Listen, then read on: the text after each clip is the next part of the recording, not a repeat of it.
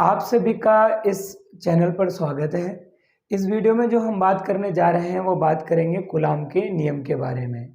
तो कूलाम के नियम को हम कैसे डिराइव करेंगे, यानी कैसे हम फॉर्मूला को प्राप्त करेंगे, यानी सूत्र को हम कैसे निकालते हैं, उसके बारे में हम सीखने वाले हैं। इस वीडियो को शुरू करने से पहले मैं आप लोगों को एक मैसेज देना चाहता हूँ। मेरा मैसेज केवल इतना है कि अगर आप लोगों को कुछ भी प्रॉब्लम होती है तो आप क्या करें, जो नीचे व्हाट्सअप नंबर दिया है उस व्हाट्सअप नंबर पर क्या करें, आप अपनी प्रॉब्लम को भेज दें। अगर मैं यहाँ पर सूत्र निकाल रहा हूँ, यानी डेरिवेशन जो हम करने जा रहे हैं, इसमें मैं आपको ज़्यादा थ्योरी नहीं लिखाऊंगा। जो भी आपको नोट्स चाहिए होगा आप मुझे व्हाट्सएप पर हाय भेज दें, मैं वहाँ से आप लोगों को नोट्स दे दूँगा, जिससे कि आप लोगों की तैयारी अच्छी हो जाए और आप लोगों को अच्छा सपोर्ट मिल सके। तो चलिए बात करते हैं कूलाम के नियम के बारे में। हमारा आज का जो हेडिंग है, यानी जो टॉपिक है, वह है कूलाम का नियम। इसको मैं थोड़ा सा इंग्लिश में भी लिख देता हूँ यहाँ पर, कूलॉम्स लॉ। ठीक है, इसके बारे में हम बात करेंगे। तो कूलाम ने क्या बताया था, कूलाम ने क्या करा था कि दो चार्ज बॉडी लिया था। एक चार्ज बॉडी ये है और दूसरे जो चार्ज बॉडी है वो r दूरी पर लिया था उन्होंने। ये r मैंने यहाँ पर दूरी को दिखाने के लिए यहाँ पर ये स्मॉल r लिख दिया है। ये जो बॉडी है इसको अगर हम बोलेंगे चार्ज मतलब आवेशित बॉडी, तो आवेशित बॉडी अगर मैं ले रहा हूँ यहाँ पर, तो इसको मैं क्या आवेश दे देता हूँ, -q दे देता हूँ, और इसको आवेश दे देता हूँ मैं +q। तो कूलाम ने क्या करा था कि दो आवेशित, उन्होंने क्या माना था, एक पिंड माना था, बॉडी को पिंड बोल सकते हैं। तो ये दो पिंड लिए थे उन्होंने, लेकिन जो बात करी थी उन्होंने बात करी थी कि अगर मैं यहाँ पर ये ऋणात्मक आवेश है तो इसका परिमाण, तो यानी इसको मैं बोल देता हूँ क्या, q1, और यहाँ पर ये जो धनात्मक जो पिंड है आपके पास, धनात्मक जो बॉडी है आपके पास, इसको मैं लिख देता हूँ क्या, यहाँ पर इसके परिमाण को लिख देता हूँ q2। तो कूलाम ने देखो दो कंडीशन है यहाँ पर। एक है आपके पास कि पहली बॉडी जो है वो मैंने यहाँ जो लिखा है वो लिखा है ऋणात्मक आवेशित बॉडी, लेकिन मैंने इसका परिमाण जब लिया है तो मैंने इसको q1 लिख दिया, यानी इस बॉडी को लिख रहा हूँ q1, और यहाँ पर क्या है, धनात्मक आवेशित बॉडी है, लेकिन मैं यहाँ पर भी क्या लिख रहा हूँ, परिमाण लिख रहा हूँ, तो इसके परिमाण को मैंने क्या लिख दिया है, q2 लिख दिया है। तो कूलाम ने बस दो पिंड लिए थे, यानी दो बॉडी को लिया था, उसको r दूरी पर रखा था, और जब r दूरी पर रखा था तो उनके बीच में जो बल लगेगा उसकी गणना उन्होंने करी थी। और वो बल किस हिसाब से लगता है, वो लगता है, पहला उन्होंने जो बताया था कि जो बल लगेगा वो दोनों जो आवेशित पिंड है इनके परिमाण के गुणनफल के अनुक्रमानुपाती। तो ये देखो, इसका परिमाण हमने q1 लिख दिया है, इसका परिमाण हमने q2 लिख दिया है, तो दोनों के परिमाण के गुणनफल के अनुक्रमानुपाती, यानी ये मैं लिख सकता हूँ f को लिख सकता हूँ, इसका अनुक्रमानुपाती का निशान q1 गुणे q2। तो पहला तो उन्होंने ये बताया था, और दूसरा उन्होंने क्या बताया था कि जो ये दूरी है, कि दूसरा अगर हम यहाँ पर फोर्स दूरी के हिसाब से अगर बात करते हैं, तो दूरी के हिसाब से उन्होंने क्या बताया था कि जो बल लगेगा इनके बीच की दूरी के वर्ग के व्युत्क्रमानुपाती होता है, यानी क्या बोलते हैं, इन्वर्सली प्रोपोर्शनल होता है।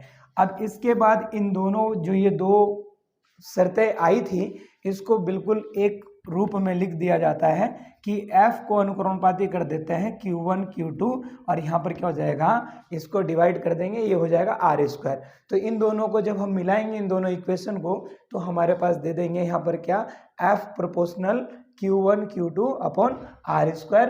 अब यहाँ पर क्या कंडीशन है, ये जो आपने निकाला है, ये जो सूत्र, वो कौन कौन से समीकरण से निकाला है, समीकरण 1 से निकाला है, वो 2 से निकाला, यानी 1 व 2 की मदद से आपने इनका एक रूप बनाया है। इस रूप के बाद क्या बोलते हैं कि यहाँ से इक्वल यानी बराबर का निशान लगाओगे, तो ये जो निशान है अनुक्रमानुपाती का, यहाँ पर एक नियतांक आ जाएगा। इस नियतांक के बाद इसको हम बिल्कुल ऐसे ही लिख देंगे। जो ये नियतांक है हमारे पास, इसको मैं इस जो समीकरण अब मिला है, मैं इसको समीकरण 1 बोल देता हूँ, और इसके बाद ये जो है k, वो क्या है आपके पास, इसको बोल देते हैं हम कूलाम्ब कूलाम क्या लिख सकते हैं, कूलाम नियतांक, समझ रहे हो। और जो कूलाम नियतांक की जो वैल्यू होती है यानी इसका जो मान होता है वो 1/4 पाई एप्सिलॉन नॉट होता है। और यानी अगर हम इसको लिखेंगे तो F बराबर क्या हो जाएगा, 1/4 pi epsilon not Q1 Q2 upon क्या हो जाएगा, R²। तो देखो जी, ये आपके पास आ गया, क्या बोलते हैं, सूत्र आ गया कूलाम के नियम का। यानी कूलाम का जो नियम था उसने क्या बोला था कि अगर हम दो पिंड को लेते हैं और दोनों पिंड पर अलग अलग आवेश हैं तो उसका सबसे पहले हम परिमाण ले लेते हैं, परिमाण के बाद उनका आपस में गुणा करा देते हैं। तो जो पहला जो फोर्स हम यहाँ पर परिभाषित करेंगे वो फोर्स परिभाषित करेंगे कि दोनों के जो दोनों आवेशित पिंड था उसके क्या हो जाएगा, परिमाण के गुणनफल के अनुक्रमानुपाती। और जो इनके बीच की दूरी का कंसेप्ट है उसमें क्या बोलता है ये कि जो फोर्स लगेगा वो इनके बीच की दूरी के वर्ग के व्युत्क्रमानुपाती। इन दोनों समीकरण को हमने मिला करके एक रूप बना दिया है यहाँ तक। अब इसके बाद क्या बात आती है, इसके बाद थोड़ी सी बात ये रहती है कि यहाँ पर जो है, यहाँ पर अगर मैं लिखूंगा नोट लिख दूंगा, नोट का मतलब होता है कि इम्पोर्टेंट अगर मैं बात लिखूंगा तो पहली बात ये आएगी हमारे पास कि जो इसका मान होता है 1/4 पाई एप्सिलॉन नॉट का, ये होता है 9 × 10⁹ और यहाँ पर लिख देता हूँ न्यूटन मीटर स्क्वायर बटे कूलाम स्क्वायर। आप इसको हिंदी में भी लिख सकते हो, कोई दिक्कत नहीं है। अब इसके बाद क्या बात आती है कि जो ये एप्सिलॉन नॉट होता है इसको बोलते हैं हम, ये बोलते हैं, क्या बोलते हैं, एक विद्युतशीलता है। किसकी विद्युतशीलता है, निर्वात की, निर्वात की क्या बोलते हैं, निर्वात की विद्युतशीलता बोलते हैं इसको, क्या बोलते हैं, निर्वात की विद्युतशीलता, ये बोलते हैं हम इसको। तो ये आ गया आपके पास, इसका सूत्र आ गया कूलाम के नियम का। अब इसके बाद जो और भी चीज़ें आती है हम उसके अगली वीडियो में हम बात करेंगे और आप इसको नोट कर सकते हैं। कुछ भी आपको समस्या है, कुछ भी आपको दिक्कत है, कुछ समझ में नहीं आ रहा है तो आप लोगों से गुजारिश है कि आप लोग एक बार मतलब अपनी प्रॉब्लम को हमारे साथ ज़रूर शेयर करें।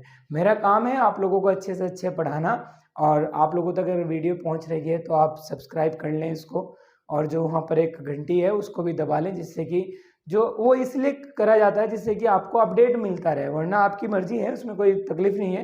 तो इसको आप नोट कर लीजिए, इसकी परिभाषा और जो भी चीज़ें नोट्स चाहिए आप व्हाट्सएप पर मैसेज कर दें, आपको वहाँ से मिल जाएगा। लेकिन ये ऐसे कैसे सूत्रों को निकालते हैं ये मैंने आपको यहाँ पर सिखा दिया है।